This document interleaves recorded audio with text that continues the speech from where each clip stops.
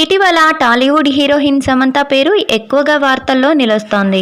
నాగ చైతన్య, శోభిత పెళ్లి తర్వాత శామ్ పేరు ఏదో ఒక సందర్భంలో బయటికి వినిపిస్తోంది. ఇటీవల బాలీవుడ్ డైరెక్టర్ తో డేటింగ్ లో ఉందంటూ మరోసారి రూమర్స్ వైరల్ అయిన సంగతి తెలిసిందే. ఇలాంటి సమయంలోనే సమంత చేసిన తాజా పోస్ట్ మరోసారి చర్చనీయాంశంగా మారింది. ఇటీవల నాగ చైతన్య సైతం తన పెళ్లి విడాకుల గురించి ఓ ఇంటర్వ్యూలో మాట్లాడారు.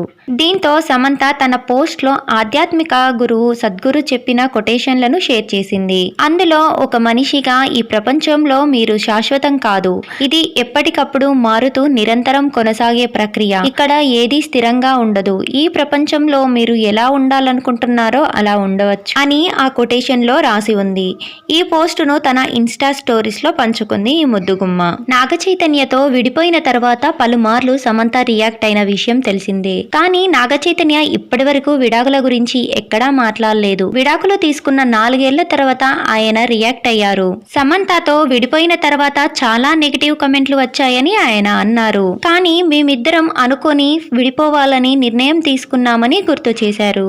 నటి శోభితతో పెళ్లి జరిగాక తన జీవితం చాలా బాగుందని, తన జీవితంలో నిజమైన హీరో శోభితానే అంటూ పేర్కొన్నారు.